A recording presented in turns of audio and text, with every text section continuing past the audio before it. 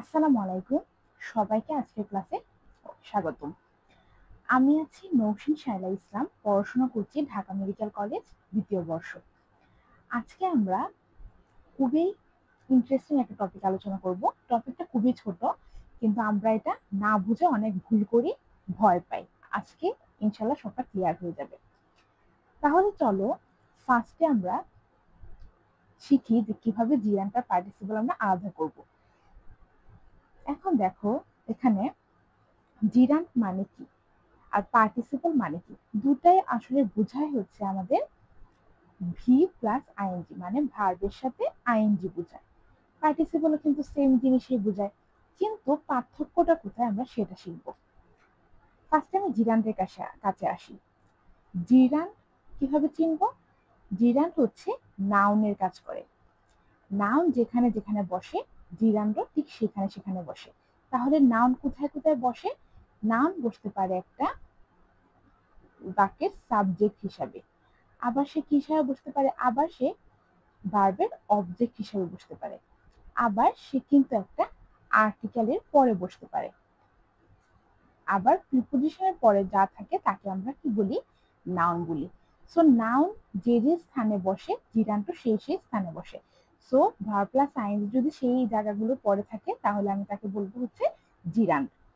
আবার এই জিরানকে ইট দ্বারা রিপ্লেস করা যায়। তোমরা ইজিলি এই জিরানকে ইট দ্বারা রিপ্লেস করতে পারবে। এখন আসো আমরা পার্টিসিপলে আসি।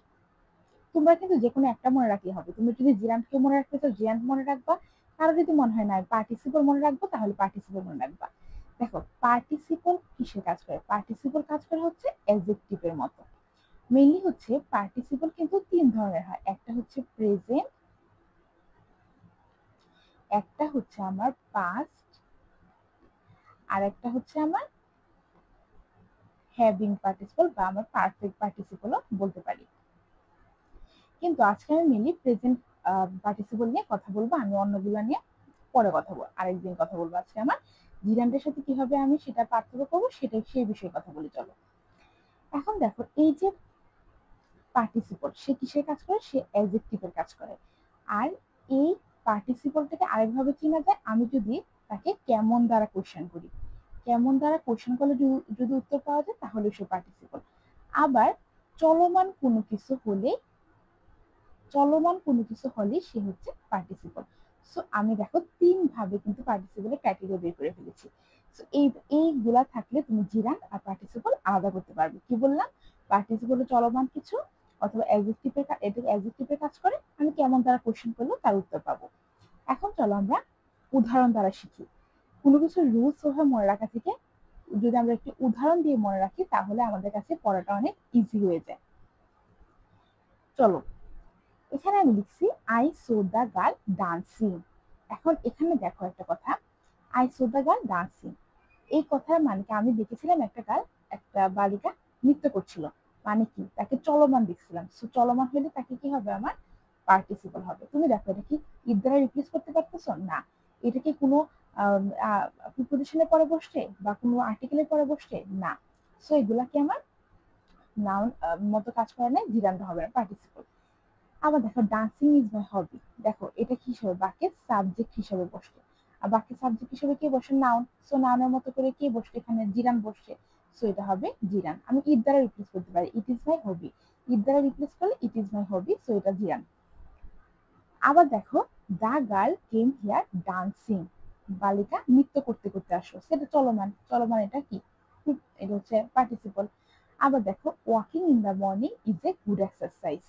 সো এইটা দেখো কি একটা বাক্যের সাবজেক্ট হয়েছে। সাবজেক্ট হলে কি বলছিলাম? সেটা জিরান্ট হয়ে যাবে। আবার দেখো আরেকটা কথা, এটা is the walking in the morning is a good exercise. So আমি যদি ইট দ্বারা রিপ্লেস করি যে it is a good exercise, so কি হয়ে যায়? এটা আমার জিরান্ট হয়ে যায়।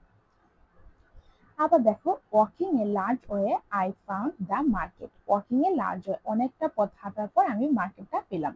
তাহলে দেখো ওয়াকিং এ লার্জ ওয়ে, এটা কি আমার চলমান বোঝাচ্ছে। সো এটা কি আমার পার্টিসিপল। আবার দেখো riding a horse he went there, একটা ঘোড়া চালিয়ে সে সেখানে গেল, তার মানে কি? সেটা কি? চলমান। জাস্ট উদাহরণগুলো খেয়াল করো। By working hard you can shine in life. By কি একটা প্রিপোজিশন, বাই হচ্ছে একটা প্রিপোজিশন। আর আমরা জানি যে প্রিপোজিশনের পরে কি বসে, প্রিপোজিশনের পরে নাউন বসে। সো এটা কি হবে আমার নাউন বসে, নাউনের মতো কি কাজ করে জিরান, সো এটা কি আমার জিরান। আবার দেখো there is no credit in earning money. So in earning money মানে ইনের পরে বসছে, ইনের পরে বসে সে কি হিসেবে কাজ করে, সে জিরান্ড হবে, মানে সে নাউনের মতো কাজ করছে। The reading book is a good habit. তাহলে দেখো এই যে রিডিংটা কিসের পরে বসছে, দাকে একটা আর্টিকেল, সো এটা কি হবে, এটা হচ্ছে আমার জিরান। এখন এখানে দেখো সুইমিং পুল, সুইমিং পুল, এখানে আছে সুইমিং স্নেক। দেখো কোনটা চলমান, পুল কি চলমান নাকি স্নেক চলমান, অবশ্যই কি স্নেকটা চলমান। সো এটা কি হবে আমার পার্টিসিপল, আর এটা হবে কি আমার জড়বস্তু জিরান। দেখো স্লিপিং বেবি, স্লিপিং বেবি কি, এটা কি বাচ্চাটা ঘুমাচ্ছে, মানে কি তার একটা চলমান কাজ, এটা পার্টিসিপল। এখানে যদি স্লিপিং পিল হতো, যদি আমি পিল বলতাম, পিল মানে কি বড়ি, তখন কি হয়ে যেত, তখন জড়বস্তু জিরান হয়ে যেত। আবার দেখো হিজ প্রফেশন ইজ টিচিং। দেখো এটা কি, এই যে ভার্বে সে কি হিসেবে ইউজ হয়েছে, অবজেক্ট, অবজেক্ট হয়েছে, তার মানে সে কি একটা জিরান, কারণ নাউনের কাজ। আবার দেখো এইটা খুবই খুবই ইম্পর্টেন্ট, এটা তোমরা স্টার মার্কস দিয়ে রাখো, এইটা আমার অ্যাডমিশন টেস্টের কোশ্চেন। এইটা একটু ব্যতিক্রম, এখানে আমরা একটু একটু ব্যতিক্রমে চিন্তা করব। এই যখন উদাহরণটা আসবে তুমি একটু মনে রাখবে এটা আলাদা হবে। এডুকেশন ইজ লাইটনিং, এখানে আমরা প্রশ্নটা করব কেমন ধারা, এডুকেশন কেমন, কেমন ধারা এখানে আমরা কোশ্চেনটা করবো, এটা একটু ব্যতিক্রম। সো এটা হবে আমার পার্টিসিপল। আপাতত দৃষ্টিতে এটা জিরার মনে হলো, কিন্তু এটা পার্টিসিপল হবে, তুমি একটু আলাদা করে খেয়াল রাখবা।